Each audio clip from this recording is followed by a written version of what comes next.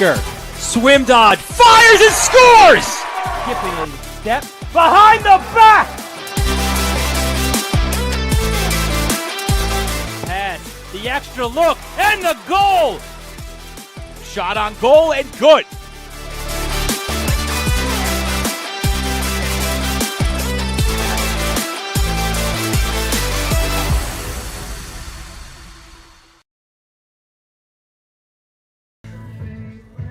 Thank you for joining us on the Varsity Media Sports Network live from MacArthur High School in Levittown, New York, the site of today's matchup between two-time state champion this decade Massapequa and a rising MacArthur program looking to knock off the Chiefs for the second straight year. I'm Gavin Shaw, joined by former Jericho High School and Israeli national team midfielder Dave Franklin. Dave, let's get right into it, looking at the Massapequa Impact Player of the Game. For Massapequa, it's going to be Vinny McDermott, a senior midfielder. Both these teams missing a lot of talent, but still have a lot of talent remaining. McDermott, the name to know for Massapequa. No question. Massapequa has Nate Urban and Aiden Christie out of the lineup, so Vincent McDermott, the senior midfielder headed to Hofstra, will be really looked upon as a leader in this key matchup. He'll do a lot of his work between the lines at the midfield position for Massapequa, ground balls, transition game, also generating a lot of offense. He's the heartbeat of this Chiefs team. McDermott, a Hofstra commit, and the impact player for MacArthur, of course, Matthew Papak, their leading scorer on the season, 21 points, 12 goals, 9 assists. He has just gotten off to a fantastic start for John Nessler's squad. Matthew Papak comes from a deep-rooted Lacrosse family. His brother actually played for Coach Mike Draper at Adelphi University. His father is the head coach at Belmore JFK. And when it comes to this MacArthur Generals team, he is the straw that stirs the drink. He is the oar that ultimately steers the boat.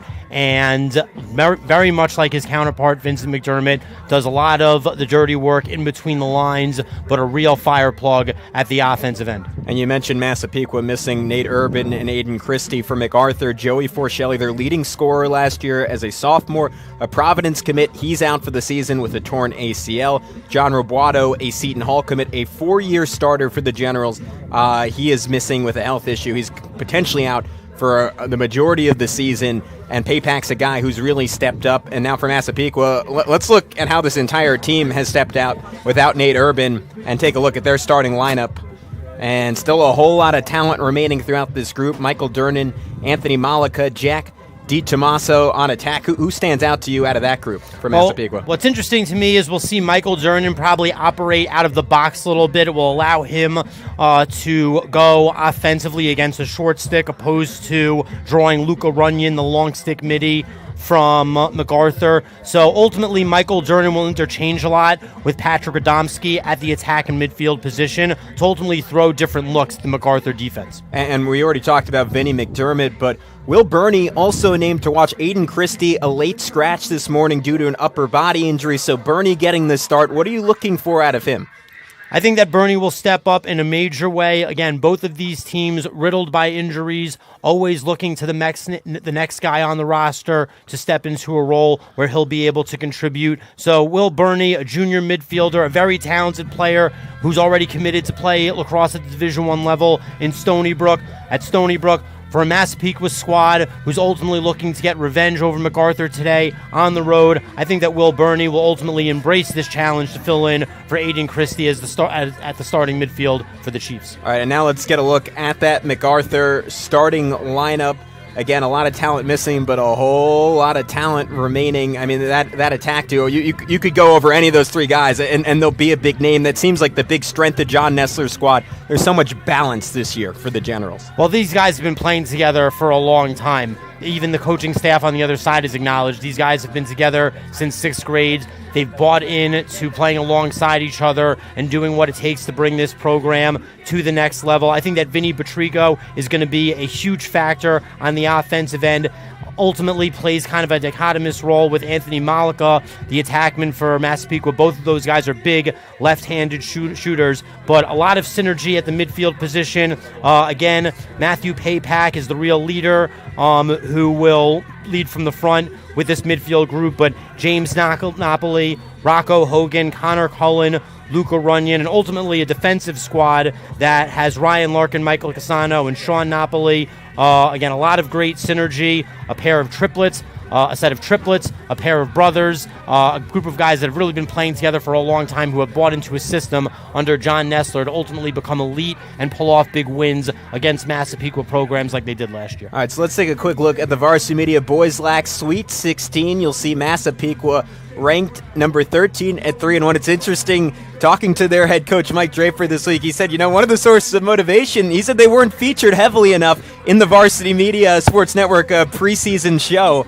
So now Massapequa getting some love from us. They're all the way up at 13th. MacArthur was ranked a week ago, but they come into this game, Dave, having lost 2 consecutive matchups by a goal apiece. It's really interesting. When you take a look at the 3 losses that these teams have suffered, each one of them is by no more than a goal. Massapequa lost to Southside in overtime, and when you take a look at these losses that MacArthur have suffered, again, both by 1 goal and ultimately a combined 11 goals man down. Port Washington lost 6 man down goals in the second half. This loss to Oceanside that they just suffered, 5 man down goals that they've allowed. So taking penalties that they shouldn't have, ultimately not performing well within the man down unit and doing what they need to do to keep the other team off the board. That's really been the Achilles heel for this general squad. So we'll take a quick break on the Varsity Media Sports Network. When we come back, it's face-off time. Massapequa versus MacArthur next on the Varsity Media Sports Network.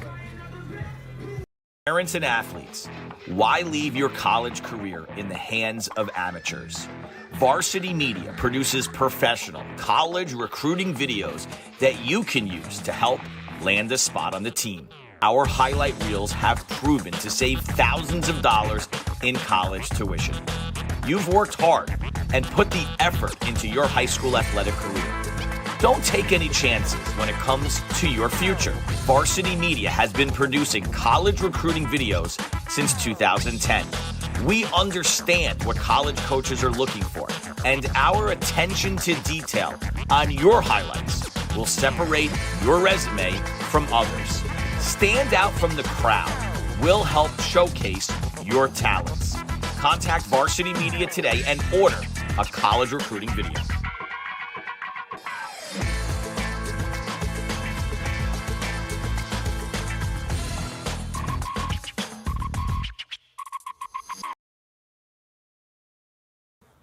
Thank you for joining us back on the Varsity Media Sports Network. You can see it, windy day here at MacArthur High School. The weather not quite as nice as we would have hoped. It has been a theme throughout this early lacrosse season here in Nassau County and throughout all of Long Island, but certainly a fascinating matchup. Dave, you were getting into it a little bit, but a year ago these two teams played. It was a 10-9 win for MacArthur. The quote from John Nessler, in my 17 years here, I'm pretty sure that's the first time we've ever beaten Massapequa. The Chiefs, a perennial power, but you get the feeling that this is the time for MacArthur. They've known that this group was going to be a good one for a while. This is all of their senior years. Obviously, they lost a COVID season, but the Generals peaking at the right time and hoping to take advantage of this talent influx into their program. The win that MacArthur had over Massapequa, probably the biggest win in program history. But this game today, the rematch, this is the real test to see if the Generals have really arrived. Massapequa a year ago, a younger team. John Nessler acknowledging a different type of challenge this time around. So the matchup in the face-off circle to start things off, Connor Cohen, who's been fantastic this year for MacArthur, and Quinn Tucker filling some big shoes. If you go back to that 2019 team, Angelo Petrakis, the number one face-off man in America. Tucker has only won 34% of his face-offs this year as he does battle with Cohen, and Cohen comes up with the ball to start this game, but is quickly dispossessed. So we'll get an early look at that Massapequa offense as DiTomaso hunts for space. Massapequa 15 goals in each of their last 2 games, so they have been absolutely rolling, in an early shot deflected up. Michael Dernan trying to get started early. Really great job there by Jack Schiffel, the long stick midi for Massapequa, to cause that turnover off of the face-off win that Connor Cullen had for MacArthur to ultimately start this possession for the Chiefs. And you got to figure if Cullen's going to dominate in that circle throughout this game, that'll be a factor just how quickly Massapequa can win possession back. Massapequa has two different face-off men, so they could throw different looks at Cullen if they need to change things up. But again, a really important first possession here for the Chiefs on the road. And remember, Mike Draper in his first year as head coach for Massapequa, so this Chiefs team still getting acclimated to some extent to a new offensive system, but Draper very impressed with the talent, saying he's never seen a high school team that moves the ball quite as quickly as this Massapequa side. And still a younger group for the Chiefs, but again, that adjustment process has maybe happened a little bit quicker than anyone thought. Their only loss on the season in overtime to Southside by a single goal. Yep, despite the experience, despite the chemistry, this Massapequa team could really spin the rock. Vinny McDermott trying to go to work from X, nothing doing, so he'll cycle the ball back to DiTomaso. Massapequa very similar to MacArthur, where the story is balanced. It's not necessarily one guy you have to watch out for. They're greater than the sum of their parts. Obviously, Nate Urban, if he does come back this season with that shoulder injury, could emerge as that number one guy. I think that was a great mismatch right there that Anthony Malika had behind the net with the short stick. Really wish that he would have forced the issue more as he approached GLE to get the MacArthur defense to spin. I think that was a missed opportunity for Mike Draper's offense. Malika is one of the fastest shots on the team, so certainly a guy you want to see willing to shoot. Massapequa very meticulous to start things off.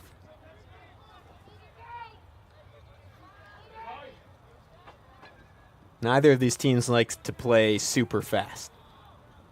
Definitely a tactical start. MacArthur is doing a good job identifying on defense, making changes in slides where they need to.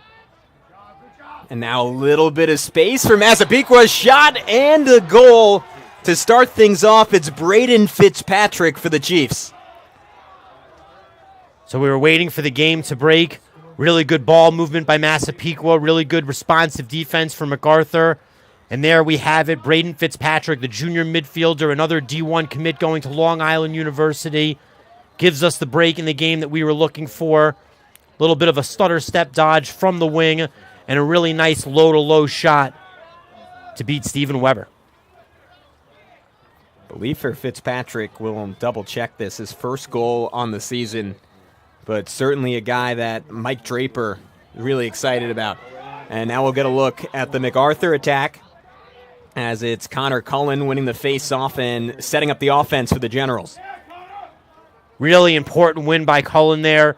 He had really won the first face-off, but then again had that turnover to Schiffel to ultimately give Massapequa the long offensive stance that they just had to capitalize first. So really nice response by Cullen to do what he does best, overpower that face-off win, and now give the Generals an opportunity to respond on offense. Vinny Batrico, who has 18 goals and no assists on the season, had the initial possession for MacArthur. And now it's Napoli swinging it over to Matthew Papak, of course, our player to watch. Good opportunity for Papak here against the short stick. That's Kevin Fiola, a real Swiss Army knife for Massapequa, who could play both long stick and short stick midi. Primarily in a short stick D-midi role right now, matching up against MacArthur's best player in Papak. And we noted it for MacArthur with 5 different guys with at least 11 points on the season. It's all about balance for the Generals. A lot of different guys who can beat you. Vinny Batrico in a little bit of trouble here, draws the double team, gets past it and scores. Yeah, what a shot by Batrico. Going high to low, ripping it over the blades of grass, and we're all tied up at 1 here on the Varsity Media Sports Network. Well, that was just a situation where Vinny Batrico was going to have to do something great or potentially have to take a little bit of a break on the bench. He actually had an unforced turnover to get himself into the corner right before this. He just bobbled the ball. Then that ultimately drew 2 Massapequa defensemen. He was fortunate to get the ground ball, stay in bounds, and then again split those 2 defenders to give him that opportunity to score. Once again, low to low in front, very similar to Braden Fitzpatrick's finish. So we're all tied up here midway through the first quarter. Batrico, a lefty attackman who had big shoes to fill when Michael Leo decided to transfer to St. Anthony's. He's done a fantastic job, his 19th goal of the season. And now Massapequa wins possession on the ground ball. Good response by Massapequa. Again, Cullen could be a factor and a real advantage that MacArthur has in this game. And for Massapequa to now ultimately have 2 face-off wins over MacArthur in this first quarter is really important for them. Again, they've won the face-off that they have dirty, but we see that every possession's been counting so far. So every face-off will be key as well. And that has to be such an emphasis, right? When you know you're at a slight disadvantage in that initial matchup on the face-off, can you create those situations where it's like an unstable loose ball? And it seems like Massapequa's been able to leverage their athleticism in those positions. There's a lot of ways that the face-off game can really control the momentum of a lacrosse contest. The ability to get fast breaks, the ability to control possessions. Should be interesting in this game. Both teams have 2 face-off middies that they could send to the X to throw different looks at their McDermott opponent. going high to goal and firing that ball over the cage. But Massapequa will maintain possession via Jack DiTomaso.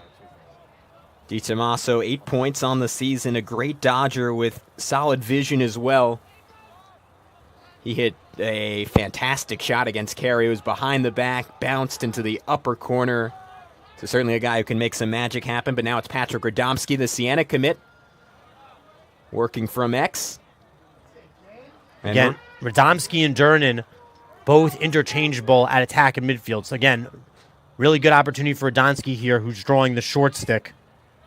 Nick Del Good Grosso. look from Malika, but the shot off the mark from Radomski. That was a nice little motion from Radomski. He's one of the smarter players on this Massapequa team. Massapequa definitely settling in to their offensive sets here, getting good touches, and really spreading things out. Will Burney hunting for room again. He's starting in place of Aiden Christie, who is the leading point scorer on the season for Massapequa. Once again, he was a late scratch today with an upper body injury. DiTomaso trying to center. MacArthur, though, by and large, has been fantastic defensively. Outside that one break where Braden Fitzpatrick got through, they've been very solid positionally. This is just great lacrosse. Massapequa was moving the ball around. MacArthur really not allowing much in the inside. Had a few situations where MacArthur has dismantled the loose ball, but Massapequa was white quick on it to resume their offense. We talked about it coming. We expected this to be a very good game. A combined 3 losses for these two teams, but by a combined total of 3 goals. Very easily could be a matchup between undefeateds. Again, this is a MacArthur program that's peaking right now, a Massapequa side that's just 3 years removed from a state championship. And to your point, fired up after losing a year ago as that shot goes wide again for Radomski. Vinny McDermott really had Ryan Larkin hung up there for a bit. Swung it out to the wing. Radomski missed wide and good backup by McDermott to keep the possession going. Radomski typically very accurate, a 57% shooter on the season as McDermott circles.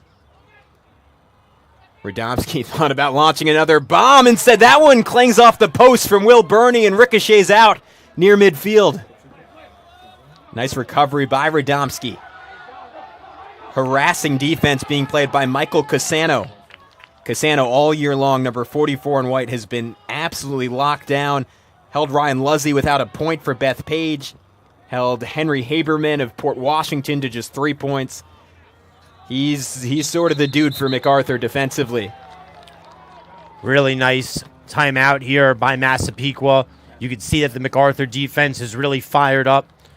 Again, Massapequa has a huge advantage so far in the possession game, but the MacArthur defense has really stood strong outside of allowing one little slip where Braden Fitzpatrick just really had a nice finish outside of point-blank range.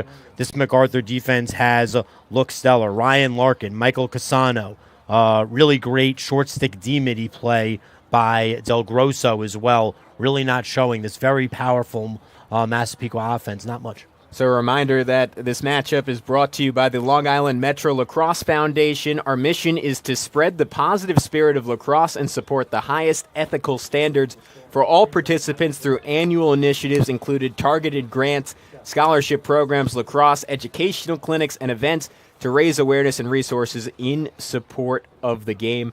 So coming out of this timeout, Dave, what adjustments do you expect from Mike Draper to try and create a little bit of separation? Because I can't say it quite as eloquently as you did, but I can acknowledge that this MacArthur defense has just been smothering to start this match. I mean, somebody's just got to go to the goal, and I think that he's really looking at Anthony Malika. He said that this kid has gotten off to a slow start this season. We saw him defer a dodge where he had a short stick a little bit earlier. Again, it was a really good job by Braden Fitzpatrick to do a little bit of a perimeter dodge and create his own shot. But somebody from Massapequa has to go to the goal, and it really has to be Malika. He has the biggest matchup advantage over anybody else on the field.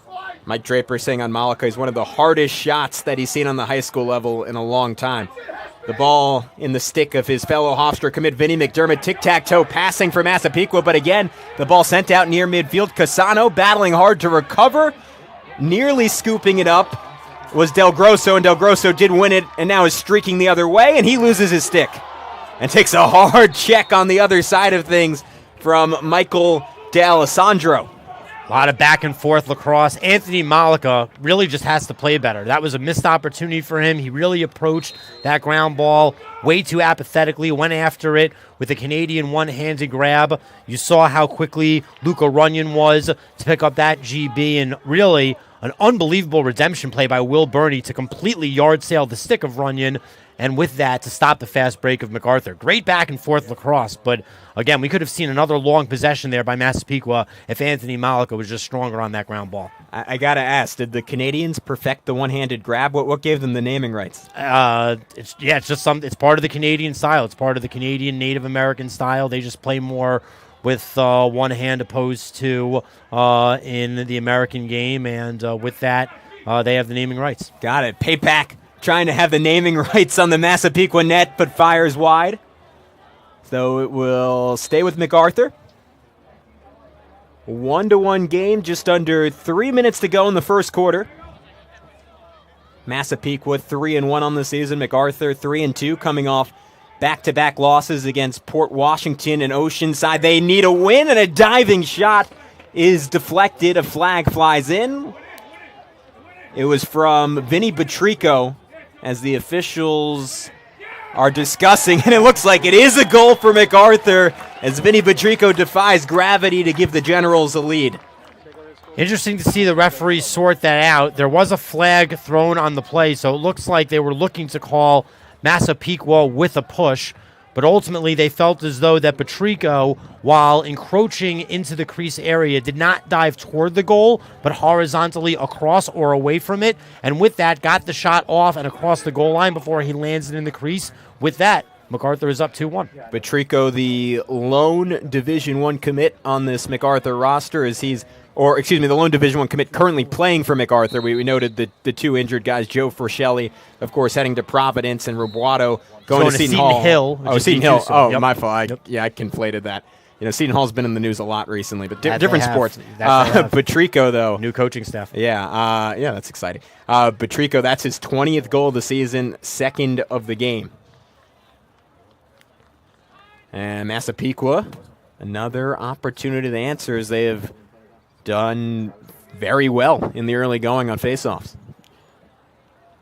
Massapequa just really has to take advantage of their possessions. They're really dominating that part of the game. That's why, it's really so disappointing that Malika allowed MacArthur to take that last goal, because that could have been an easy ground ball for him to allow Massapequa to move this ball around and just chip away at this MacArthur defense that's going to need to be chipped at in order to, get some goals in there. Quick double on McDermott deterred his run to the net, and instead a shot deflected nicely by Stephen Weber, the 4-year starter in goal for MacArthur. And trying to run and save it, but unable to, was Luca Runyon for the Generals.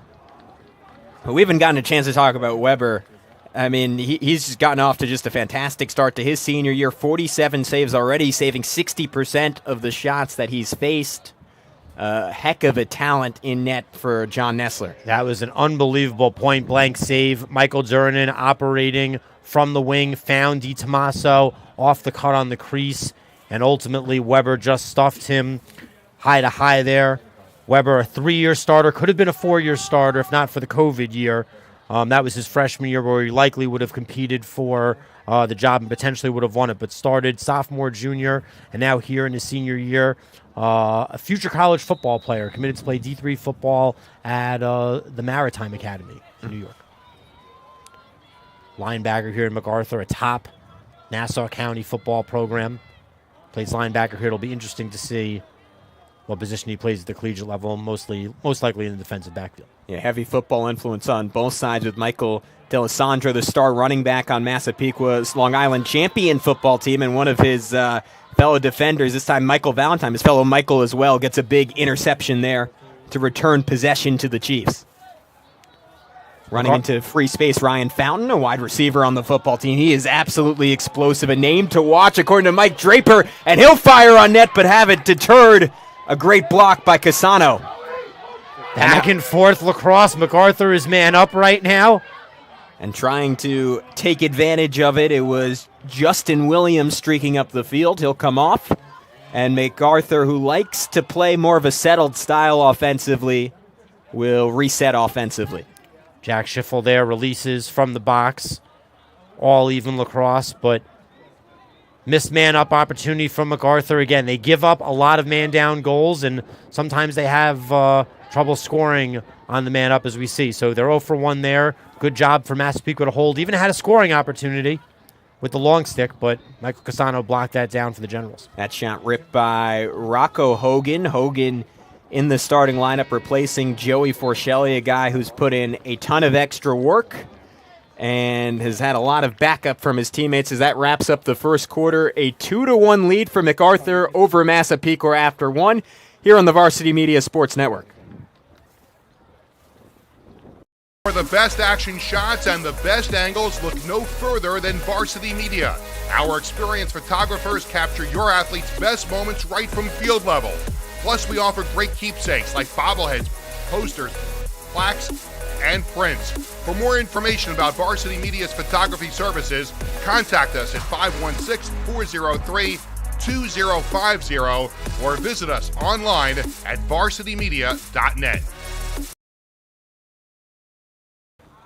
Second quarter about to get underway on the Varsity Media Sports Network. MacArthur a 2-1 lead over Massapequa. Dave Franklin, and at least what stood out to me was the MacArthur defense. To your point, Massapequa dominating possession, but it has not resulted in a lead on the scoreboard.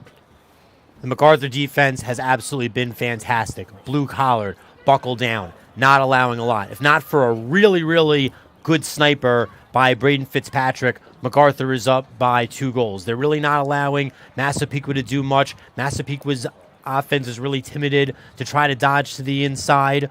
Even when they are dodging off ball and creating opportunities, we've seen Steven Weber come up big. The Generals' defense is very much playing on brand tonight. And on the other side, MacArthur pretty efficient with limited opportunities offensively. But they've made the most of them ultimately to have this lead. Again, they're pushing transition, finding holes where they can, finding opportunities to take advantage of matchups. Vinny Patrico's goal there was really electric and really gave MacArthur a lot of momentum.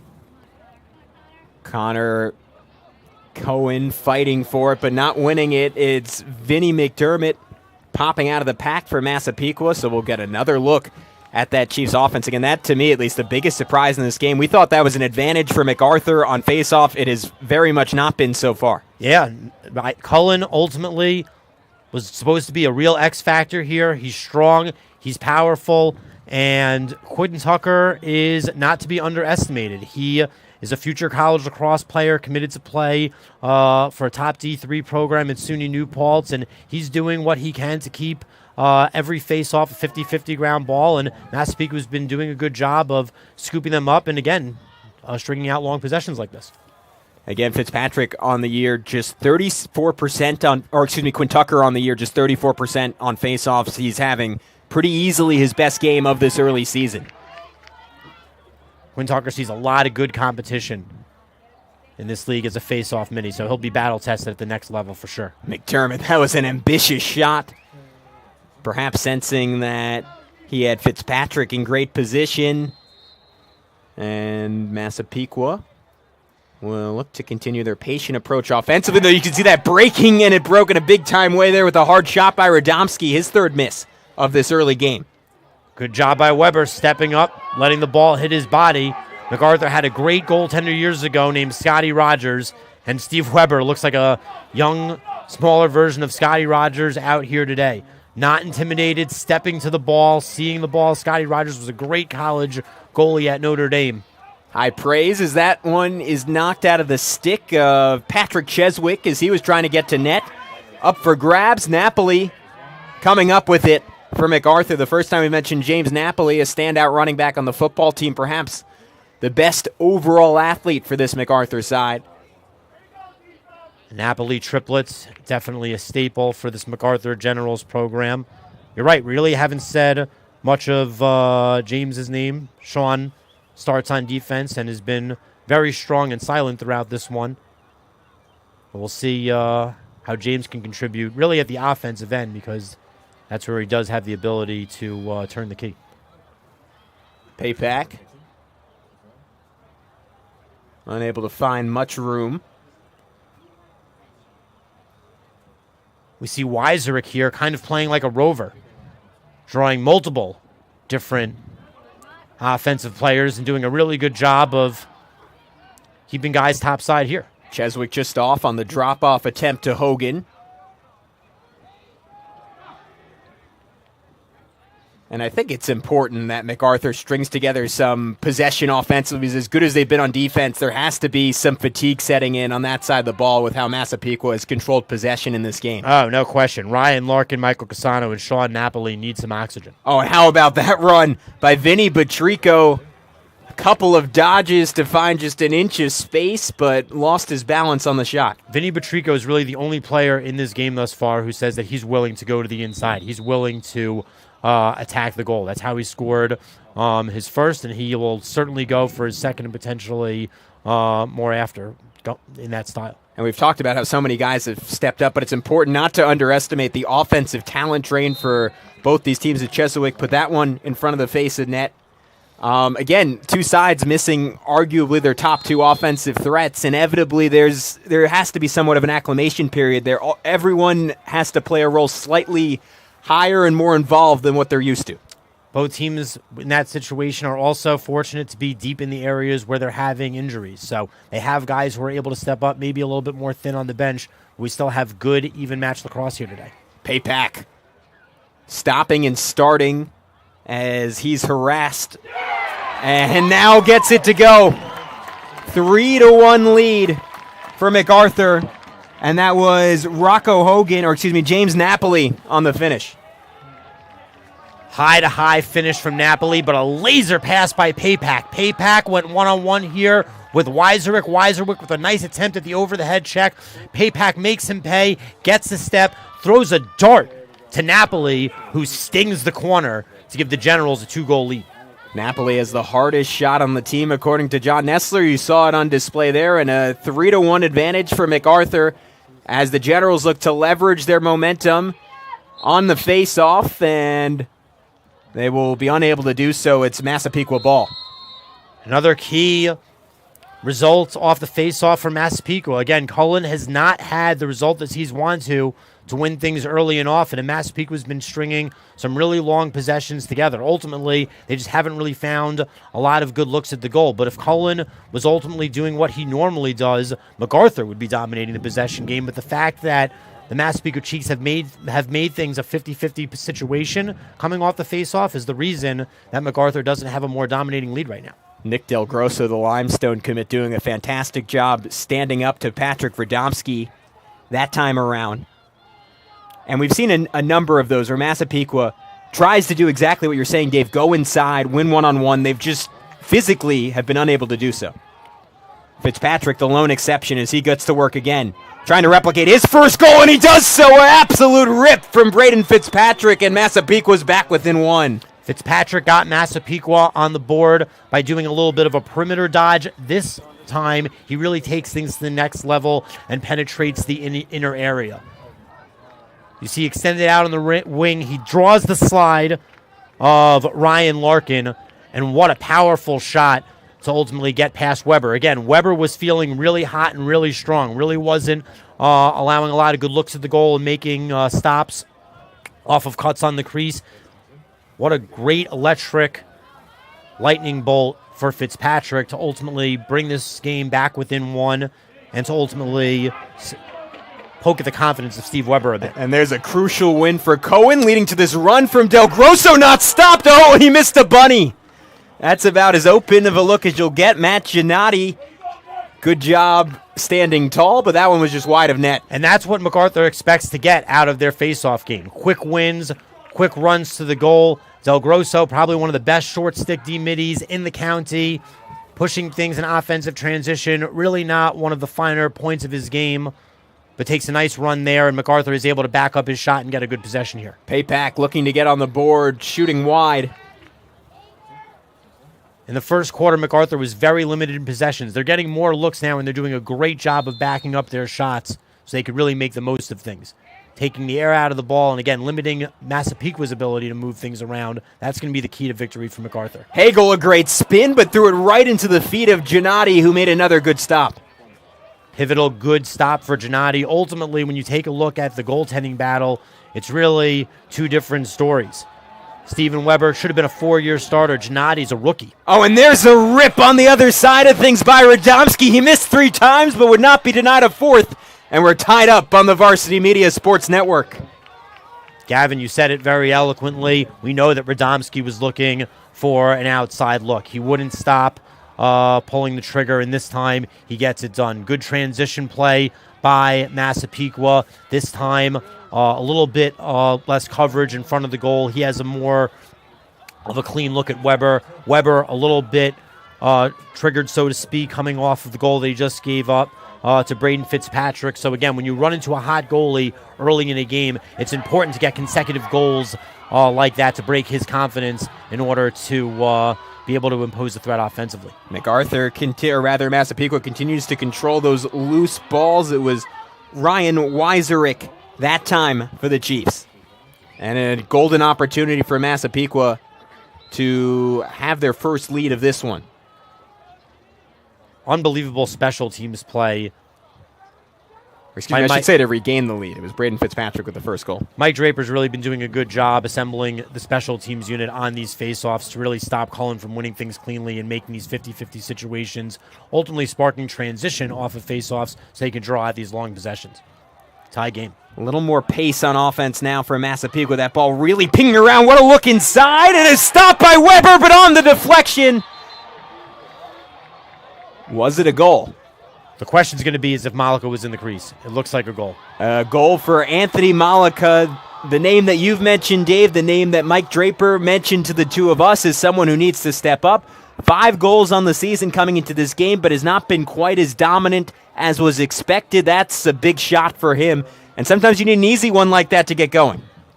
Well, hopefully that one will boost his confidence, but those aren't the sorts of goals that Mike Draper wants him to score. He wants to see his big left-handed attackman force the issue, dodge, take dominating outside shots, cleaning up garbage on the crease. You know, is only going to be a minimal part of his game, but ultimately scoring a big goal here to get his team the lead, maybe the boost that he needs to get his confidence going to ultimately unlock the more dominant parts of his game.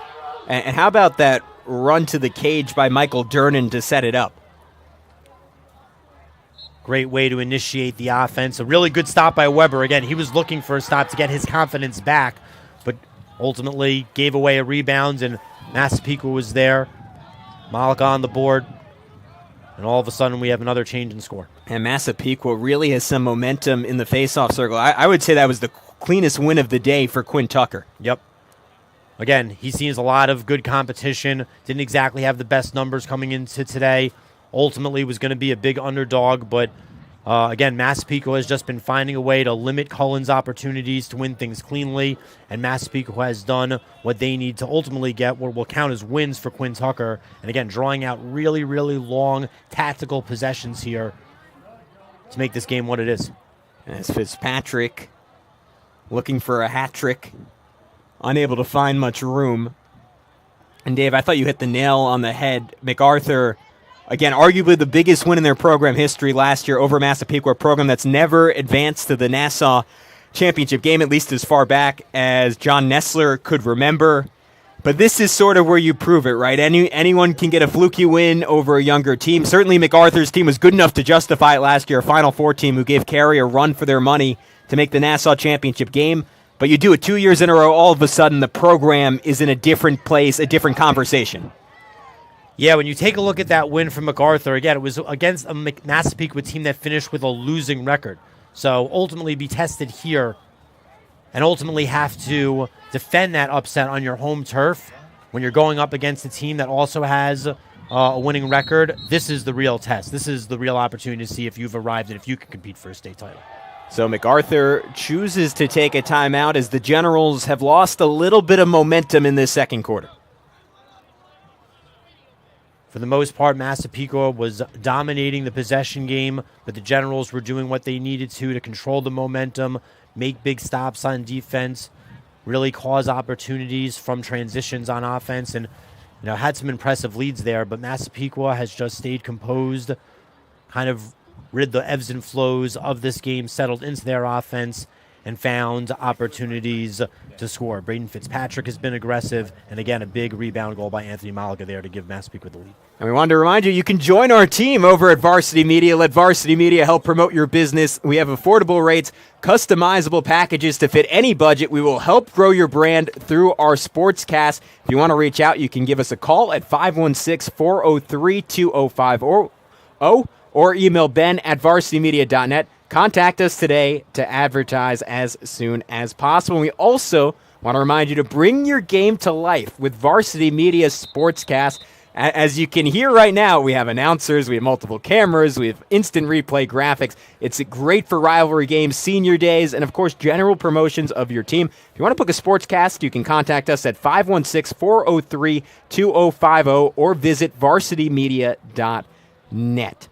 But this game is flipped. It was a similar style in the opening quarter with Massapequa controlling possession, but MacArthur did such a good job defensively, and it feels like Massapequa, I don't know if it's fatigue, but it feels like they found something on this side of the ball. Maybe it's just a little more aggressiveness as we see a bit of that from Radomski right here. Well, you have to think at some point within these timeouts that we've had that Draper's reminded his team, like, hey, we're here for redemption. We lost these guys on our home turf last year.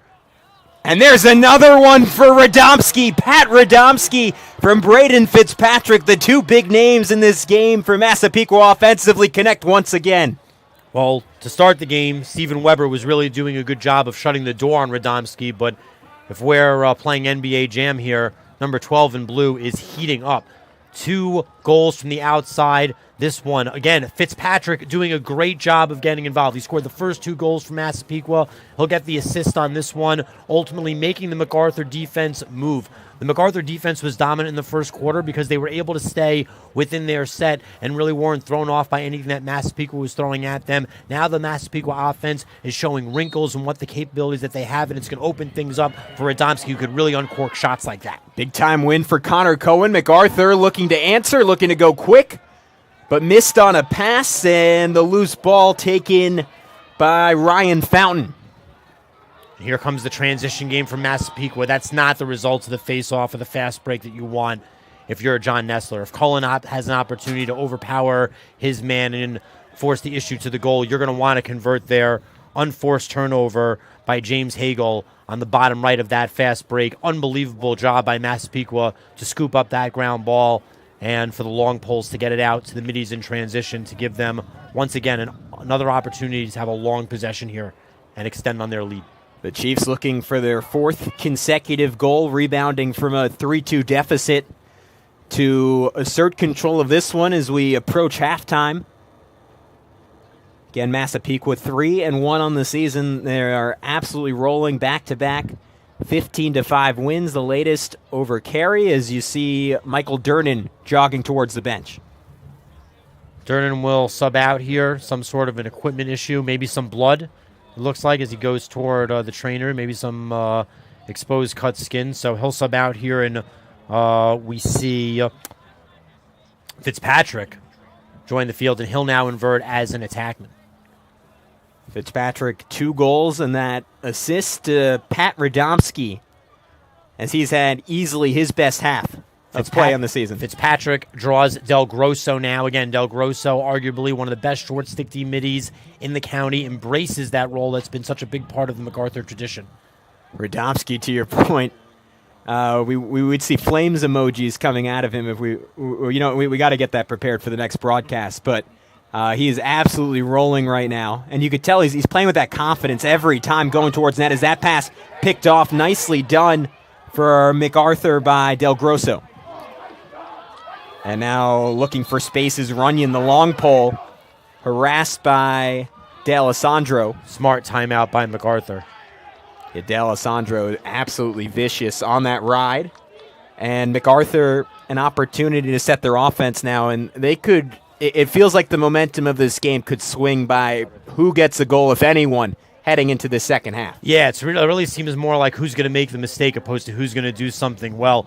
On that last possession, we were really talking about how Braden Fitzpatrick was showing his high lacrosse IQ. He was the one who made the bad pass there, and then we see Del Grosso from MacArthur do what he does best. Scoop up the ground ball, find separation, throw a great upfield pass in transition to Luca Runyon, and now give MacArthur this timeout, hopefully hold the ball for the rest of the half and bring this more into the deficit into one goal, perhaps get a quick goal here and tie it up before we go into halftime. And a look at the head coach for MacArthur, of course, John Nessler, in his 5th season as a head coach, but has been a part of this Generals program for over 15 years. Pretty cool story between him and Mike Draper. You can't quite see it right now, but he's wearing a Cortland hat. That's where he went to school. That's also where Mike Draper went to school. And part of the reason Mike Draper went there is because John Nessler recruited him. John Nessler joking, I had a pretty high success rate as a recruiter. I knew how to show guys a good time. Draper was a senior in college. Nessler was a senior in college when Draper was a senior in high school. And the connection goes even further than that. John Nessler's wife was a classmate of Mike Draper's at Massapequa. So pretty good connection between those two. Two of just the best people you will talk to in this sport on Long Island.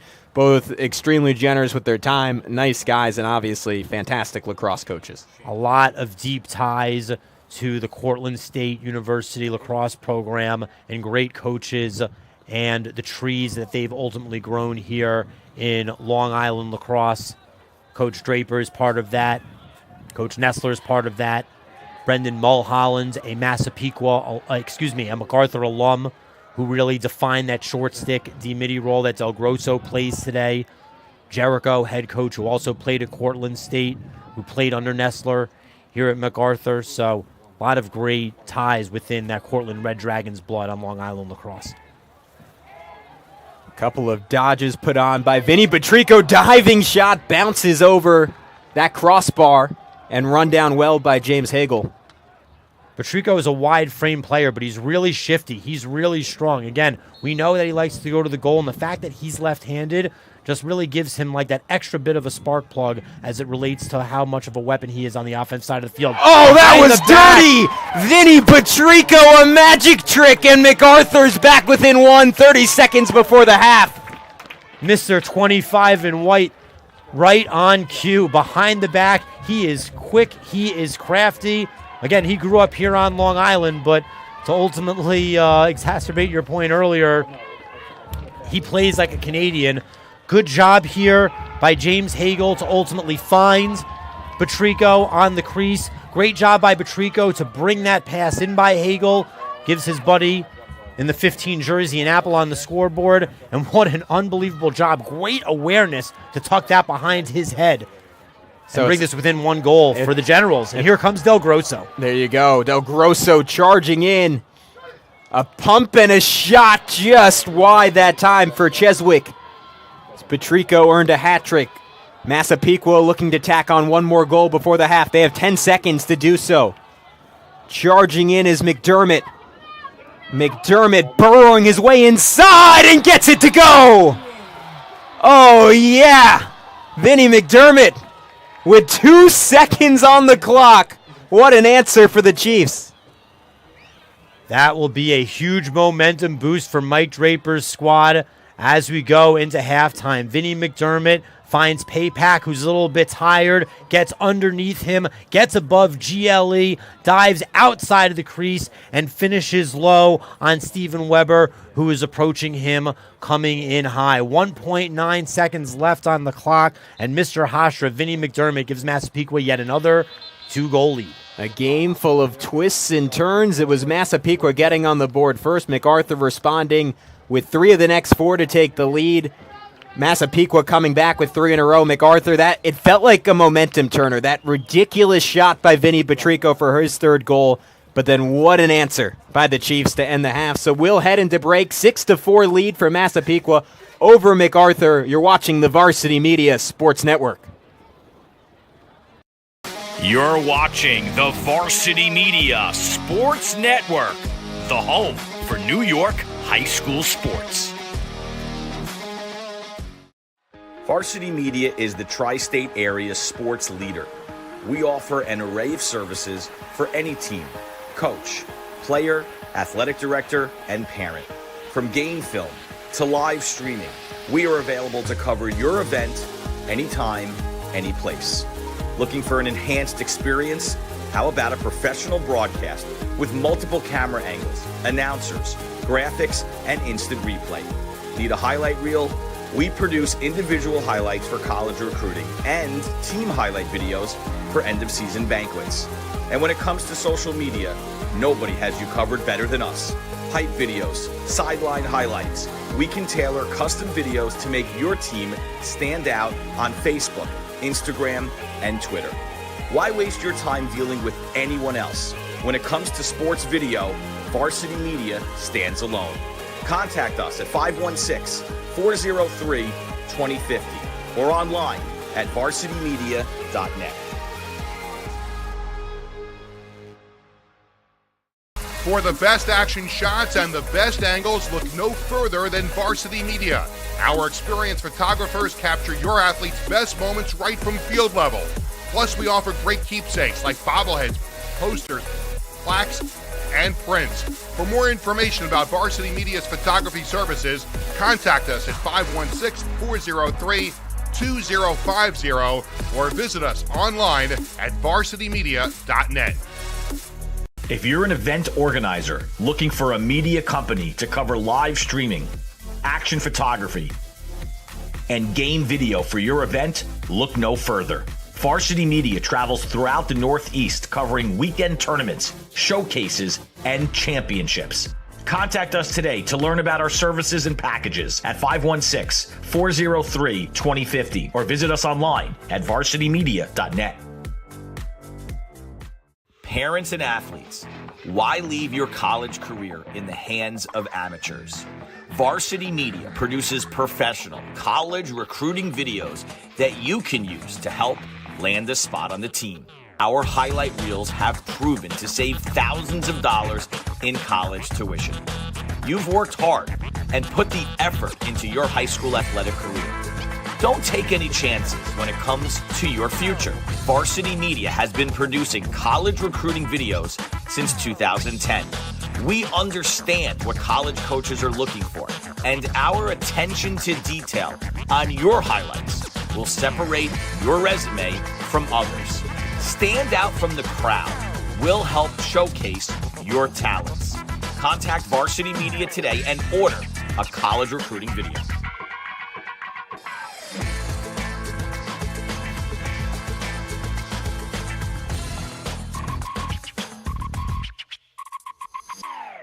Varsity Media covers every sport at every level from every angle. Game film, recruiting videos, highlight videos, SPORTSCAST, Under, and what a look. photography, live streaming. You name it, we offer it. Don't leave your video needs to amateurs. Trust the pros. Contact us at 516-403-2050 or visit us online at varsitymedia.net. You're watching the Varsity Media Sports Network, the home for New York high school sports. Varsity Media is the tri-state area sports leader. we offer an array of services for any team, coach, player, athletic director, and parent. From game film to live streaming, we are available to cover your event anytime, any place. Looking for an enhanced experience? How about a professional broadcast with multiple camera angles, announcers, graphics, and instant replay? Need a highlight reel? We produce individual highlights for college recruiting and team highlight videos for end-of-season banquets. And when it comes to social media, nobody has you covered better than us. Hype videos, sideline highlights. We can tailor custom videos to make your team stand out on Facebook, Instagram, and Twitter. Why waste your time dealing with anyone else? When it comes to sports video, Varsity Media stands alone. Contact us at 516-403-2050 or online at varsitymedia.net. For the best action shots and the best angles, look no further than Varsity Media. Our experienced photographers capture your athletes' best moments right from field level. Plus, we offer great keepsakes like bobbleheads, posters, plaques, and prints.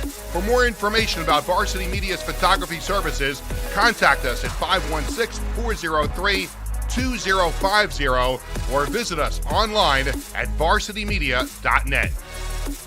If you're an event organizer looking for a media company to cover live streaming, action photography, and game video for your event, look no further. Varsity Media travels throughout the Northeast covering weekend tournaments, showcases, and championships. Contact us today to learn about our services and packages at 516-403-2050 or visit us online at varsitymedia.net. Parents and athletes, why leave your college career in the hands of amateurs? Varsity Media produces professional college recruiting videos that you can use to help land a spot on the team. Our highlight reels have proven to save thousands of dollars in college tuition. You've worked hard and put the effort into your high school athletic career. Don't take any chances when it comes to your future. Varsity Media has been producing college recruiting videos since 2010. We understand what college coaches are looking for, and our attention to detail on your highlights will separate your resume from others. Stand out from the crowd. We'll help showcase your talents.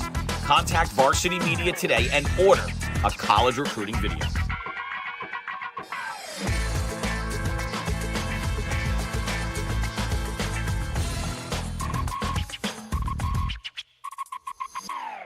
Varsity Media covers every sport at every level from every angle. Game film, recruiting videos, highlight videos, SPORTSCAST, Under, and what a look. photography, live streaming. You name it, we offer it. Don't leave your video needs to amateurs. Trust the pros. Contact us at 516-403-2050 or visit us online at varsitymedia.net. You're watching the Varsity Media Sports Network, the home for New York high school sports. Varsity Media is the tri-state area sports leader. We offer an array of services for any team, coach, player, athletic director, and parent. From game film to live streaming, we are available to cover your event anytime, any place. Looking for an enhanced experience? How about a professional broadcast with... Thank you for joining us back at MacArthur High School. A look at this Massapequa side. A resounding second quarter for the Chiefs, Dave Franklin. They rip off 5 goals, including one in the final 2 seconds. We really thought that MacArthur was settling in defensively and was going to have an advantage there as well as in the face-off game. But Coach Draper has just found a way to poke holes where MacArthur is strong. It's really impressive. They were settling in defensively. They found ways to wrinkle up their offense. MacArthur was supposed to be dominant at the face-off X. With that, Quinn Tucker and company, Jack Schiffel as well, have found ways to make contests out of these face-off draws and has allowed Massapequa to get offensive stanzas out of them.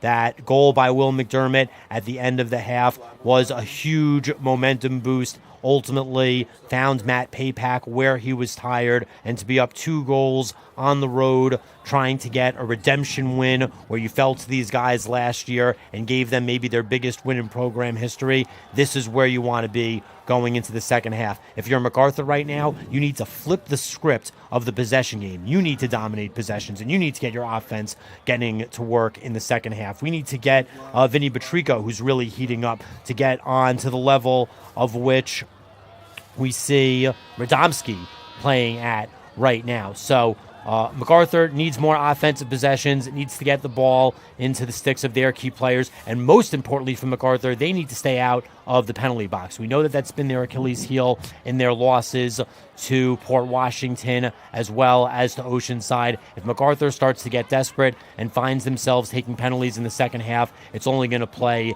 into Massapequa extending on the lead that they have and securing a victory on the road. And this feels like such a crucial moment in MacArthur's season, right? They blow an 8-3 lead against Port Washington, have the very similar issues again versus Oceanside.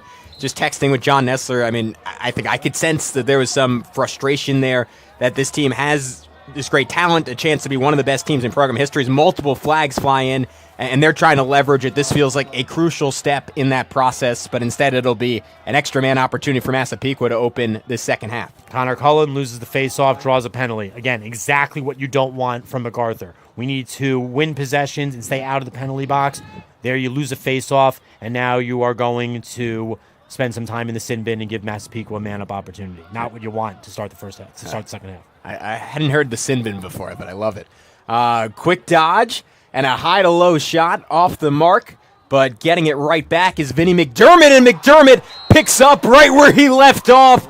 2 goals in a total of 47 seconds, a halftime separating them, but Massapequa in control here at MacArthur High School. Vinny McDermott showing his speed, showing his power, showing his creativity. Really good awareness there from Anthony Malika to pick up the ball, spin it behind to McDermott, who was ultimately had the MacArthur defense hung up. So another late slide by Ryan Larkin, and we see McDermott there keep the stick in his right hand and then just tuck it to the inside to finish backhand high on Steve Weber, who's again had highs and lows in this game.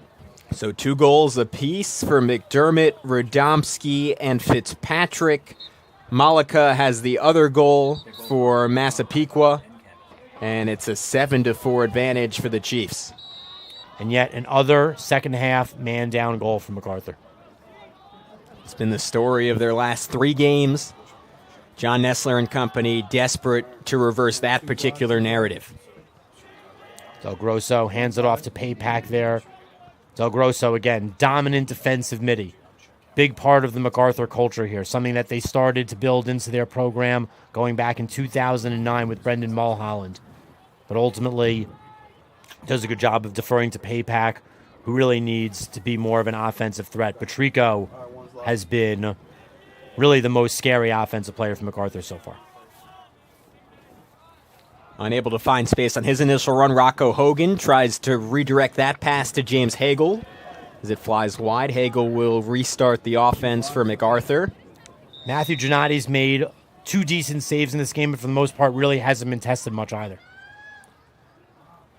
Yeah, Massapequa has controlled the vast majority of possession. Another tough shot tried by Papak, who has been unable to get going for MacArthur. It'll lead to Massapequa streaking the other direction. Papak was trying to get MacArthur their second behind the pack goal of the game. That one does not even get through to Giannotti there. Massapequa doing a great job on the clear here, pushing things in transition. And again, now with a 3-goal lead, we'll have an opportunity to take time off the clock here in the third quarter.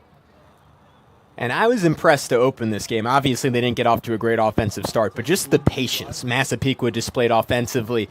For a younger team, they're very confident in their own ability. They don't rush anything. They move the ball, and we're seeing it right here. They wait for that double team to come, and then they fire that one hard off the crossbar from Will Burney.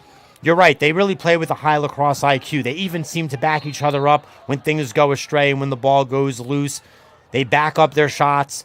They are aware of when things hit the pipe and go into another direction. And again, it allows them to extend these possessions, which is a big part of why they have this 3-goal lead so far. Again, it's Mike Draper's first year as a head coach, but he got a lot of experience at the college level at Adelphi before that. On and off involved with this Massapequa program for around a decade, and he's noted that even though he coached on the 2014 state championship team, he has not seen a high school team that moves the ball quite as fast as this group for Massapequa. Pivotal mistake here for Massapequa to not back up that shot, and a really good play by Luca Runyon in order to chase down that one that went wide to give MacArthur the possession here. Massapequa has to do a better job of recognizing if they have a man at X and if they're going to miss wide shots. This was something that was really leading to a lot of these long possessions earlier in the game. Great job by Luca Runyon to realize that an attackman was out of position to give MacArthur this possession and a goal. And Matt Papak pays it off on the other end, so a mistake for Massapequa on offense leads to a goal given up defensively, and Matt Papak, again, the leading scorer for MacArthur, hadn't gotten going. That feels like a big moment for him. Great goal for Papak, and again, you won't see it on the stat sheet, but Luca Runyon gets an assist here.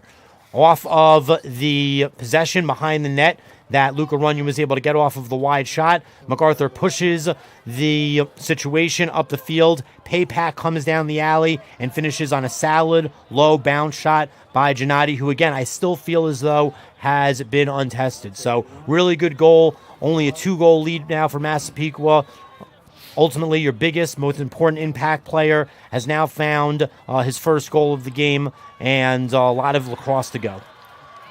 Massapequa, again, against our expectations coming into this game, continues to control possession via the face-off, but that ground ball deflected and picked up by MacArthur. Quinn Tucker actually won that face-off cleanly, then became a 50-50 ground ball thereafter. Del Grosso holds the ball now. Again, he'll probably defer to Papak or Napoli and see his way off the field. That's what a good short stick midi does. Thank you very much, number 11. Take a rest. We'll call you when we need you. You have some experience in that role? Very much I do. And again, it's been a big part of the MacArthur program. The head coach at Jericho, my alma mater, the head coach at Jericho now, Brendan Mulholland, really owned that role and was the first one to take on that position here for the Generals in 2009. And again, as I grew later into my collegiate career and my international career, when I wasn't going to get minutes offensively, owning a defensive role as both a long stick and a short stick was something that I was happy to do. So now going to work for MacArthur, Ryan Fitzgerald, and James Hagel in good position to ensure MacArthur doesn't lose possession preemptively. Hagel's been quiet so far, but the seniors had a breakout season with 19 points, and that time just off the mark. Hagel was trying to get creative there as well. Very similar approach that Vinnie McDermott took a little bit earlier, but a really good check by Michael Valentine to dislodge the ball as he made his approach there. And Gennady in good position in the net. The junior had 36 saves on the season coming into this game. You hear the yellow call from the Massapequa bench telling them to slow down like a traffic light. Slow down, let's change. Let's get our personnel on the field. Let's get ready for another long possession. Let's hold on to this lead. And again, some of that verve, you can sense it has gone out of MacArthur defensively. Not that they're playing poorly on that side of the ball, but just as a product of Massapequa controlling it for such a long time, you inevitably, that ferocity to open this game, it's impossible to maintain that over such a long defensive stretch. Again, this MacArthur defense, they're experienced, they have good chemistry, they've been playing together for a long time. They're strong in the transition game. You don't want to make mistakes like that. That's how you let them come back into the game. Indeed, Tommaso D, possessed by Casano again. He is the guy defensively for MacArthur. The General streaking the other way, and now will slow things down as it is Joey Hespy. And Luca Runyon, once again, the unsung hero in that play, scooping up the loose ball in order to get it into the short stick of MacArthur in order to give them this possession. It was a great job by Ryan Larkin to ultimately pick up the ground ball that Jack DiTommaso mishandled, but Ryan Larkin got the ball checked away from him, and it was no one other than Luca Runyon who was able to repossess it from MacArthur. Luca Runyon had the game-winning turnover in the upset that MacArthur had over Massapequa last year. So 2 plays in the second half where he's been fantastic. Oh, what a look by Napoli, and this shot put in by Paypak, his second straight goal, and MacArthur's within 1.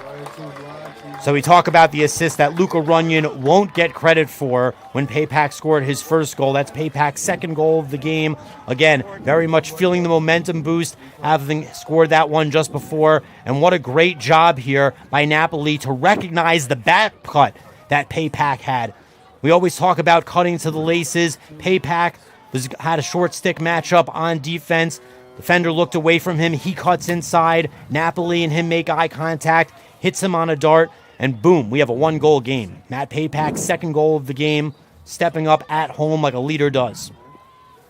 And that face-off scooped up another big win for MacArthur. His father, Craig Paypak, head coach at Belmore Merrick. Got to be proud right now. Del Grosso circling behind the cage. And he'll give it to Paypak and take a break. No! Gives the... Rocco Hogan. Flipped the script on me there, but nonetheless, he'll take another break, and we see the offensive unit of Napoli, Hogan, and Paypak. Paypak looking for a hat trick here. Scored 2 of the last goals. Again, great job here by Napoli to get the assist on that last one on the back cut. Napoli perhaps looking for a shot of his own instead. Will throw it to Batrico. Batrico already a hat trick on the game. Diving and stopped by Gennady. Good job there by Gennady, playing the angles. Again, he knows how slippery of a player Batrico is and likes to get to his inside. Gennady, a stronger frame goalie, did a good job with his positioning near the pipe. Again, Michael Draper, head coach of Massapequa, is a former goalie, so he's working with his rookie junior keeper on really tuning up some of the finer points of his game as he continues his varsity career. Noting that Gennady's stance can continue to get better, but we're seeing it in real time, some of the improvements for the younger guys on this Massapequa team. Mike Draper doing just an excellent job in terms of skill development, but he has a tie game on his hands. That's his bigger concern right now. It's Paypak, 3 in a row for the senior midi. Senior captain, senior midi, when your back is against the wall, this is how you respond. This is a coach's son, Craig Paypak, head coach at Belmore Merrick, watching this telecast, potentially here in the stands. Paypak, unbelievable job. You see his confidence growing with each goal that he's scored. Does a great job of dodging, getting to the inside, toying with the confidence of Gennady. And we have a tie ball game as we look to close out the third quarter. And Paypak's older brother, we noted it earlier, played for Mike Draper back at Adelphi. So you can imagine Mike is getting a little PTSD. Maybe it was in a good way in the past. Now it's in a not so good way. As we want to remind you of all the services we offer you at the Varsity Media Sports Network, including college recruiting videos, custom editing effects to help your players stand out. You can choose your music. We'll give you a link to send out to college coaches. And if you sign up, you can save money on college tuition. Helps you ultimately land a spot on the team and stand out from the competition because there aren't too many other places offering this at this kind of quality. So if you mention this ad, we'll give you 10% off. And if you want that, you can contact us at 516-403-2050 or email jeff@varsitymedia.net. So back into the circle we go, and to some extent this game has been defined by this face-off circle and a new name in there. Paul Lichter will now take this face-off for MacArthur in replace of Connor Cullen. Connor Cullen is more about power, while Lichter is more about keeping things scrappy, almost a similar style to Tucker to counter each other, and Massapequa once again gets the 50-50 ground ball. Will Burney, the substitute, checked, or rather escorted out of play. Blue-collar play by MacArthur. I believe that was Del Grosso, who is able to push Burney out of bounds. And this should be a MacArthur ball. Yeah, I think they're waiting to find it, and now it'll be taken by that man, Matt Paypak. Second half hat trick, tying up the game for his team at home when their back was against the wall. Coach's son headed to Wingate, a top D2 program, where he will play against Del Grosso every year in college. Del Grosso going to Limestone College in South Carolina. Again, 2 top 10 programs who always compete for a D2 national championship, so they'll be seeing a lot of each other. Paypack feeling himself a little bit, looking to go back to work. Paypack spinning inside, another one. Oh, man, Matt Paypack taking over here at MacArthur High School. He will be the big man on campus tomorrow if MacArthur is able to secure this win. 4 consecutive goals. Again, continuing to take the team on his back, continuing to find his own shot and create. That time he found a matchup situation against Kevin Fiola. Again, the Swiss Army knife defensive weapon for Massapequa, who plays short stick D-midi, long stick D-midi. In that situation, he had a short stick. Paypack liked it, wanted to dodge on him, created his own shot, and 4 G-notes for number 16 in white. And with 3:28 to go in the third quarter, MacArthur back ahead, a 4-0 run. It's been all Matt Paypack as Massapequa looks to answer following the face-off win. But they'll have to win this scramble to keep the ball. New personnel again. Jack Prudente now takes the face-off there for Massapequa. So now we've seen all 4 face-off specialists in this game. 2 for Massapequa, 2 for MacArthur, and here comes Del Grosso, the D-mid, on a pivotal clear on what should be a very important possession for MacArthur with a 1-goal lead. The long stick, Ryan Larkin, the man who won it. Looked like Michael Durnan had it for a second. Ball was dislodged, and a timeout taken by John Nessler and MacArthur wanting to discuss the best way to preserve this newfound advantage. Nope. Massapequa ball. Oh, never mind. I think it was the delay of game on the clear. I'm not sure what the call was there, but it seemed like Del Grosso did a great job of working things out in transition. Not sure what the call in the field was to give the ball back to Blue, but doesn't seem to be heavily contested by the MacArthur bench. Yeah, crucial change in possession when MacArthur seemingly had all the momentum. The one bit of good news for the Generals, their defense finally had an opportunity to rest the last couple of minutes as that shot is off the mark from Will Burney. And the clear, that was an ambitious pass ahead by Weber. What a snag that should be a push on the from ball behind with possession. And the penalty going against Braden Fitzpatrick, the early hero for Massapequa. And what a snag on that catch by Jack Schiff. Matt Calvo, Matt Calvo, yeah. Yeah, there's a lot to digest there. It was a really nice save by Jack Weber to get his confidence up. I thought that was a little bit of a crazy pass to Calvo, but Calvo was able to bring it in. And then I appreciate the aggressiveness of Braden Fitzpatrick, but yeah, that's a push from behind with possession. So MacArthur now has a key man-up opportunity in the second half. This is unfamiliar to them. They're used to being man down in the second half. So in that situation, to make a key defensive stop and then ultimately force a penalty from one of your opposing team's best players and to be man up in the second half with a lead, let's see what the Generals make of it. Just a ridiculous play on the ball by Calvo, a name we haven't mentioned yet. That might have been as impressive as any goal we've seen in this game. And he's the next Del Grosso. He's the big D midi from MacArthur next year. Ball just pinging around now for the Generals as Gennady able to deflect a hard shot from James Napoli.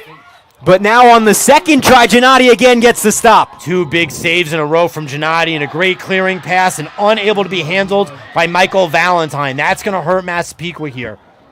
Paypack a wild look ahead, trying to run it down as Batrico, and he'll do just that. You got to figure John Nessler saying, hey guys, we have the lead. We can slow down a little bit. Yeah, and again, a big mistake by Valentine. If he's able to secure that clearing pass and ultimately take time off of the penalty, it's a real game changer, but great awareness by MacArthur to dump it back into the corner. Batrico picks it up, and they'll continue this possession. And it was a good look by Gennady, trying to generate a little bit of momentum from his offense that, by and large, has not had much of it in this second half. Hogan on the attack. One-on-one with McDermott. Hogan trying to burrow his way into the interior, chopped down by D'Alessandro. D'Alessandro, a force defensively, dislodging the ball and getting the turnover. That was a great slide by D'Alessandro from the side. Now he has the ball in the clearing game. And MacArthur showed a lot of aggressiveness on their ride, but were unsuccessful in their attempts to win the ball back. Now a ground ball, and again, coming out of the pack, a couple spinoramas for Larkin. I think he lost the shoe. Yeah, still just trying to get rid of the ball. However, he can threw that one up for anyone to get and somehow finds the stick of Patrico. And now Patrico loses it. Chaos here at MacArthur High School. Oh, man, how about this ride and now a ill-timed flag. Yeah, I was waiting for that. I knew that nothing was ultimately going to become of all this back and forth, so it was only a matter of time before somebody was going to get overexcited. So we'll see what the call here is. Somebody's going to have a very, very crucial man up going into the fourth quarter. 8-7 lead for MacArthur after 3. Massapequa scores the first goal of the third, and then it's 4 in a row for MacArthur, all by Matt Papak. And a thrilling game, and we'll see where it heads into the fourth quarter on the Varsity Media Sports Network. For the best action shots and the best angles, look no further than Varsity Media. Our experienced photographers capture your athletes' best moments right from field level. Plus, we offer great keepsakes like bobbleheads, posters, plaques, and prints. For more information about Varsity Media's photography services, contact us at 516-403-2050 or visit us online at varsitymedia.net. For the best action shots and the best angles, look no further than Varsity Media. Our experienced photographers capture your athletes' best moments right from Fourth quarter about to get underway here on the Varsity Media Sports Network, but before we get back to this exciting finish, we want to remind you this game is brought to you by the Long Island Metro Lacrosse Foundation. Our mission is to spread the positive spirit of lacrosse and support the highest ethical standards for all participants through annual initiatives including targeted grants, scholarship programs, lacrosse educational clinics, and events to raise awareness and resources in support of the game. Shootout for Soldiers, Hall of Fame Lax Like a Girl Tournament, High School Founders Cups Awards, Scholarships, 9/11 Memorial at Farmingdale State, Wheelchair and Special Needs Lax Clinics, Division I game, the Metro Cup, and a Division II game, the Legends Cup, all sponsored events from the Long Island Metro Lacrosse Foundation. And a 1-goal lead for MacArthur, a crucial penalty coming up to start this fourth quarter, and much to the relief of John Nessler, it was on Massapequa. I believe it was a holding call on Massapequa as time was expiring. I could be wrong. It looks like Massapequa was going to start with possession. So, yes, no, the penalty was on Patrico. So it was a hold on Patrico. Yeah, it's not a penalty that you want to take. Within transition, when trying to ride the ball down, Patrico ultimately held one of the Massapequa midfielders. Now Massapequa will be man up going into this fourth quarter. We've talked about it multiple times on this telecast. Man down opportunities in the second half have been the Achilles heel for MacArthur. And here we are in a close game against the big rival. Really bad timing for an attackman to take a penalty. Combined 11 goals allowed in extra man-up situations by MacArthur, and nearly another tagged on there that's just over the previous 2 games, each 1-goal losses to Port Washington and Oceanside, respectively. MacArthur had an 8-3 lead in that game against Port Washington, trying to avoid a third consecutive heartbreak with just under 11 and a half minutes on the clock. They kill off the penalty, so now we're even. In turn, this an opportunity for Massapequa, no longer with the penalty, but just in possession, to find some life offensively. They got that early goal in the third quarter, and then it was essentially nothing as Vinny McDermott wide that time. Yep. Again, even though Massapequa didn't score on that man up, that was still a bad penalty for Patrico to take. It was really unnecessary. Whatever he did to cause that hold on the ride at that juncture of the end of the third quarter just really did not need to happen. And to give Massapequa possession to start the fourth quarter when you haven't been strong and man up in a 1-goal game in an important contest like this, it's really just not what you want to do. Fitzpatrick and Radomski, 2 goals apiece between them, play catch. Now wide to McDermott. McDermott off the mark. A lot of heat on that ball, though. And keep your eye on number 1 in the white jersey, Luca Runyon. The unsung hero so far of this game has done a lot of little things right to keep MacArthur in it, and had the game-winning turnover to defeat Massapequa last year. Can he be the hero 2 years in a row? Similarly competitive games. You get the feeling, whether it's him or someone else, there will be a hero in deciding this game. Going to come down to the closing minutes. We've seen a lot of showing towards heroics. Papak, McDermott, Runyon in a small way.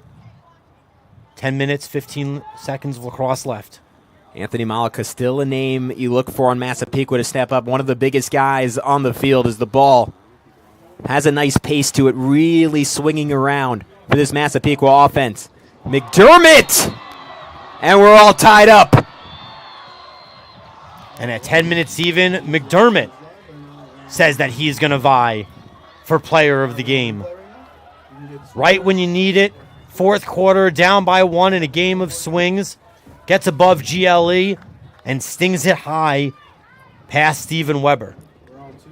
And just, I mean, Dave, you could speak to this better than I can, but the athleticism to make that dodge and then redirect all your momentum in the opposite direction on the shot, as someone who didn't play lacrosse, I can't imagine how difficult that is. It definitely is not an easy biomechanical skill. It takes a lot of training in order to move your body that way. It's, again, as you mentioned, it's 2 body movements in one. You're stepping forward full speed and then torquing your body in the opposite direction back toward the goal. So definitely high difficulty and athleticism to pull that off.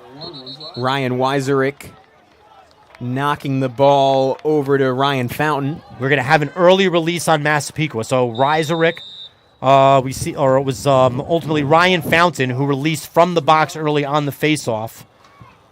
The attackman and the close defenseman cannot pass the 30-yard line until one of the midfielders possess the ball, unless the ball is goosed into that zone. So before possession was called, Ryan Fountain jumped above the 30-yard line to skip that up. A legal procedure. MacArthur has a good possession now. Tie ball game. And taking full advantage of it are the Generals. It's that man, Paypack, again. All 5 goals in the second half, or all 4 goals in the second half, for MacArthur. He dodges inside, he dodges outside, takes his man one-on-one here. Unbelievable. On the run, opposite corner, just really exposing Kevin Fiola. Again, they match up well as far as size is concerned. If Kevin Fiola is playing as a natural LSM, probably has a little bit more to deal with when getting on the hands of Paypack, but that man in the 16 jersey cannot be stopped tonight. What a second half he's had. Yeah, so correction, it is 5 goals, 5 in a row for Matt Paypack. McDermott, who's been putting on a show in his own right, in possession for Massapequa. What a game. The stakes feel so high for both these teams. Mike Draper, in his first season, Massapequa, coming off their first losing season in quite some time, trying to reassert their prominence as one of the powers on Long Island. MacArthur coming off a Final Four appearance, one of the first in school history, looking to build off that, hoping reinforcements will come back later in the season. And just a sense that this is one of the more talented groups the Generals have ever had, and they don't want to waste it. These guys have been working and building for this since they were in 6th grade, since Nestler initially took over as head coach. McDermott circling, firing across his body, saved by Weber. Continue to watch that matchup. Number 3 in the blue jersey and number 1 in the white jersey. Here comes Luca Runyon on the clear.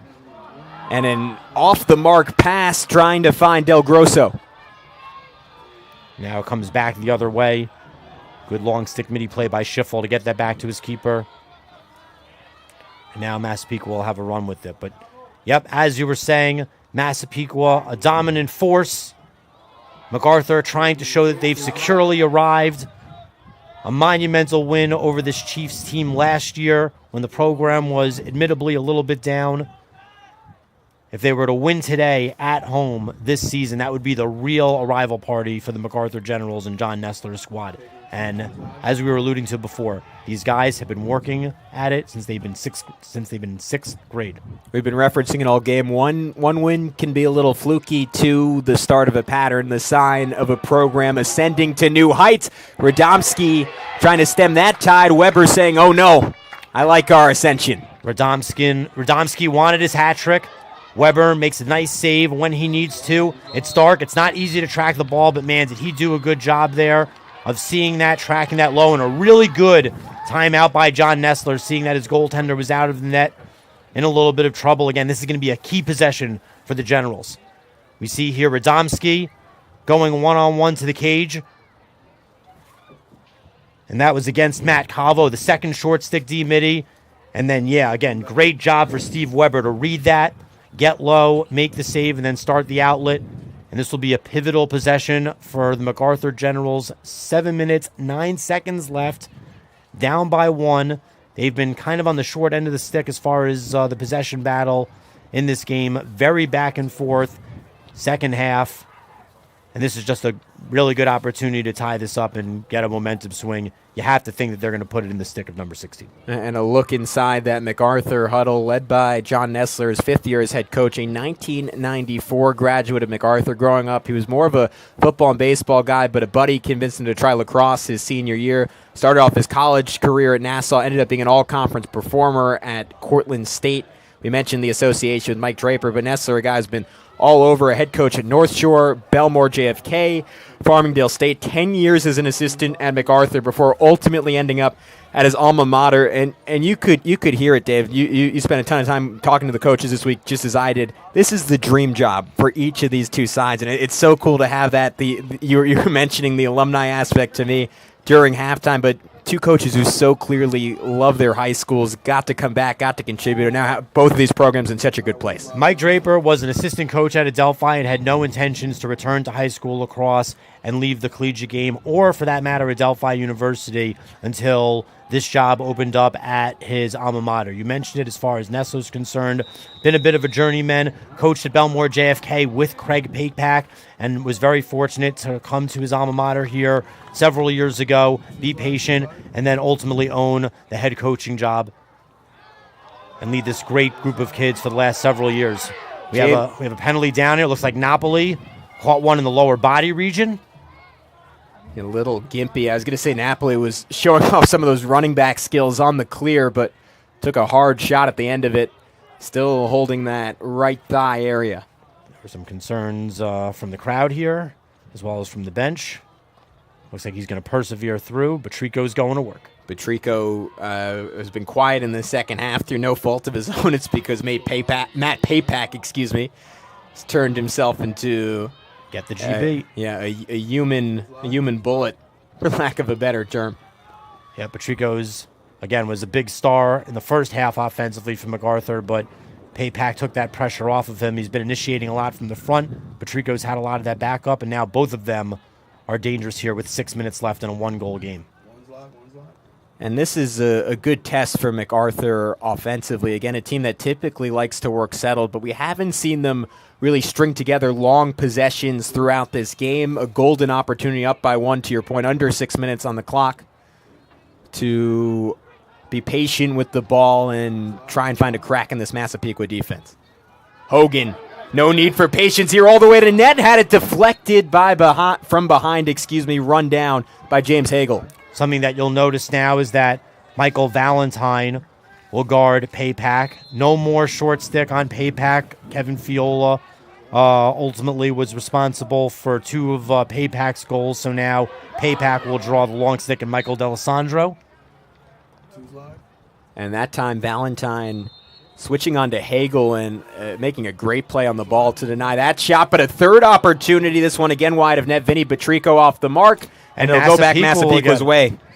That time defensively, it was Kevin Fiola, who you noted a number of times, a fantastic run to that corner. Yeah, so Kevin Fiola has now switched off of Pakepack and off of Cheswick. He does a good job of getting in position there off of the chase. Again, MacArthur really needed that possession, and it was Fiola who, again, might be responsible or might have been on the short end of the stick when Pakepack scored 2 of his goals, but he's done a good job of persevering, owning his role. Listen, that's not a glamorous position that he's in. He's going to get posterized more times, and he's going to be in positions of glory. But that's one of those situations where you just weather the course, stay in position. Again, not a big highlight of the game. For him to get the back up there and give Massapequa this possession, it's a big deal. Fitzpatrick trying to pay it off and does so. A hat trick for Braden Fitzpatrick, who had not had a strong statistical season coming into this game, has stepped up in a big way for the Chiefs. Fitzpatrick goes east-west here, goes across the top of the defense, Nice high-to-high shot there past Weber. He did a good job of drawing 2 slides while making that dodge. We really hadn't said Fitzpatrick's name since he took that penalty toward the beginning of the half. He had 2 goals early in the game. He completes the hat trick here to give us another tie ball game. Jack Prudente back on to face off for Massapequa. Again, Mike Draper has used a number of different options this season, and Prudente gets a big win. As his ball though dislodged from behind, Vinny Batrico coming up on the ride, making a heck of a play. That's probably where you want to call a timeout if you're Coach Draper. Del Grosso, unfamiliar spot to have the ball as an offensive player here. He'll move it to Paypack and likely make a change. And Del Grosso charging off. Paypack harangued by D'Alessandro, the most athletic defender for Massapequa, a guy who's not gotten to play a lot of lacrosse due to the stoppage for COVID and then a spleen injury during the spring season of football left him without a season, but someone as a senior still has a whole lot of latent potential and certainly is a college talent, according to Mike Draper. Definitely a standout talent on the gridiron, leading Massapequa to a Long Island championship there. Paypack and will now dodge on the long stick, and great takeaway by D'Alessandro. Well timed, and D'Alessandro knocks it up. Remember, Paypack has been dodging against the short stick all day. That was the first time that he attempted to dodge on a long stick. Totally different spacing, totally different parameters, and D'Alessandro makes him pay. Ground ball scooped up by Schiffel and thrown away. DiTommaso unable to jump up and bring that one in. A good ground ball by Schiffel, but again, just unable to complete the pass in transition. These are the little mistakes that will ultimately dictate the tide of this game. Tie ball game, 3 minutes left. Those are the little things like that in transition that will ultimately lead to possessions. I remember, Dave, a year ago when these two teams met, it was a 10-9 win for MacArthur. Will history repeat itself? Will Massapequa reverse the score from a year ago, under 3 minutes, to figure that out? Paypack probably going to defer against the pole here. Could be wrong. MacArthur consecutive 1-goal losses. Massapequa's only loss on the season was by a single goal. Someone is going to leave heartbroken, and that... Bad decision by Cheswick. Again, Cheswick now draws the short stick in Fiola. He was getting underneath on the dodge. It looked like he was looking across there to James Hagel, who was below GLE. Again, just not a great decision, and Massapequa will clear it up the sideline now. And that pass ill-advised on the other side of things. Del Grosso nearly the interception. Del Grosso dislodged the ball, but Massapequa getting a timeout before possession changed. I think Massapequa got lucky there. I think Massapequa was potentially calling that timeout as Del Grosso was dislodging the ball. Great job by the well-branded short stick D. Mitty to do what he needed to do there with 2 minutes and 30 seconds left, but Draper is... fortunate to get the timeout call. So a look at the upcoming schedule on the Varsity Media Sports Network in terms of broadcast. Smithtown East taking on Northport, a battle of two Suffolk powers. Port Washington against Wantagh. Yours truly will be on the call for that one. And then a big-time game on the boys' side at approximately the same time. Cold Spring Harbor against Garden City. Two of the best on Long Island historically and this season. That'll be a heck of a matchup. Southside, the only team to beat Massapequa this year, taking on Farmingdale April 19th at 4:30. Syosset against Kellenberg in the morning of April 21st. And then another big Suffolk matchup, West Islip against Bayport Blue Point. So a thrilling slate. Dave, any of those games in particular stand out to you? You know, Southside Farmingdale should definitely be a good one. Farmingdale, again, one of probably the best defensive teams on Long Island. Southside, again, is having a good season. Handed Massapequa their only loss. Port Washington ultimately played a great game against MacArthur, where they were the beneficiary. Wantagh is always a program that you have to keep your eye on, and I think that you said it very articulately when Garden City, Cold Spring Harbor meet. That's always going to be one that's highlighted on the Long Island lacrosse schedule year in and year out. Yeah, so just to clarify, that Wantagh-Port Washington matchup on the boys' side of things certainly will be a good one. Port Washington, again, a big win last week against MacArthur. So it's Vinny McDermott against Luca Runyon. Watch out for that matchup. Approaching the 2-minute mark. Massapequa, one of their strengths throughout this game, they've been able to hold on to the ball, have not been in much of a rush. MacArthur, though, throughout the second half, a bit more time to rest defensively, should be fresh for these closing 2 minutes. Fitzpatrick with 3 goals, deterred on his charge to the cage. Despite scoring 3 goals, MacArthur feels confident putting him against the short stick in Del Grosso. Again, this is one of the best high schools in America for breeding short stick defensive midfielders. And now Fitzpatrick gets the switch. That's what Massapequa wanted. Now Hespe is guarding Fitzpatrick, and Del Grosso has bumped off to Radomski. So will Massapequa take advantage of this? Radomski now dodging on Del Grosso. And here comes the pick from Fitzpatrick. Radomski was electric in that first half. Massapequa clearly in no rush. Under 90 seconds to go now. Fitzpatrick will go here. They should slide with a long stick. We'll see. Fitzpatrick nearly losing his footing on a spin move. Now crosses the field to McDermott. Approaching a minute left. 9-9. Crucial matchup for both these teams. MacArthur trying to avoid their 3rd consecutive loss by a single goal. Sprinting in and passing it out wide was De Tomaso. Great matchup for Radomski here. On a short stick, inverted behind the cage. Radomski circling. Now turning up the heat a little bit. MacArthur standing tall defensively, under 30 seconds to go now. The drama building here at MacArthur High School. Radomski trying a little bully ball. He's deterred. Sets it back up to Fitzpatrick. Ball swinging around for Massapequa. Final 15 seconds. McDermott versus Runyon. This is what we expected. McDermott feeling the urgency, trying to spin inside, double team, nearly losing the ball. McDermott holding on and scoring! Vinny McDermott with under 3 to go, and Massapequa looks to get revenge from a season ago. Oh, wow. We had a feeling that somebody wanted to grasp hero status. McDermott and Runyon have been squaring off against each other like prize fighters all day. McDermott has showed us that he is not afraid to force the issue and go to the goal. He drew a lot of heat there. It looked like Runyon was going to throw a takeaway check. He possesses the ball and scores what looks like to be the winning bounce shot and redemption for Massapequa. 3 seconds on the clock, won by MacArthur. Cohen cannot get the ball, and that'll do it. MacArthur Massapequa reversing the score from a year ago. A 10-9 win and heartbreak for the MacArthur Generals, losing their 3rd consecutive game by just a single goal. What a finish. Luca Runyon had the game-winning turnover last year against Massapequa.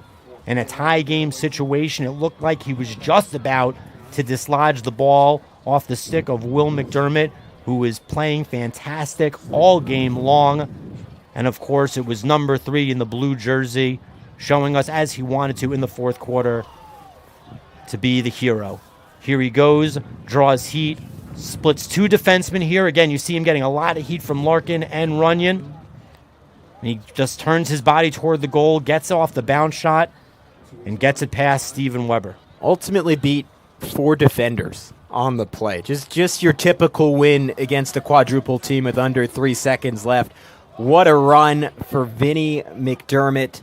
His 4th goal of the game, the biggest of them all.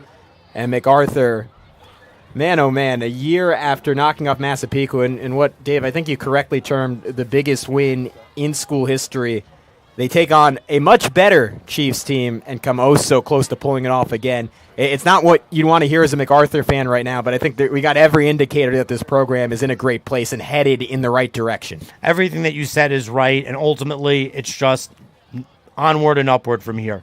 A lot of season left, league games to go on to, league playoffs to come on to. This Massapequa game likely to be on the schedule in years to come to look forward to, but now you just got to focus on and get 2022 back on track.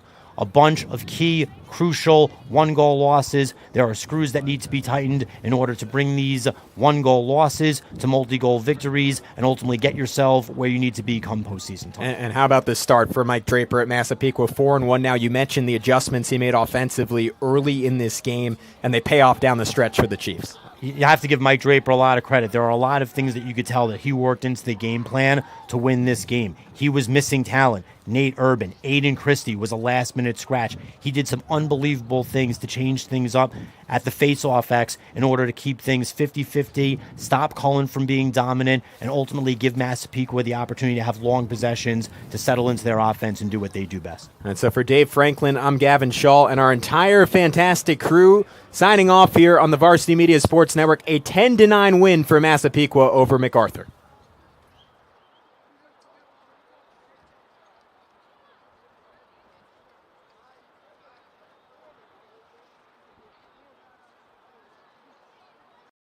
You're watching the Varsity Media Sports Network, the home for New York high school sports. Varsity Media is the tri-state area sports leader.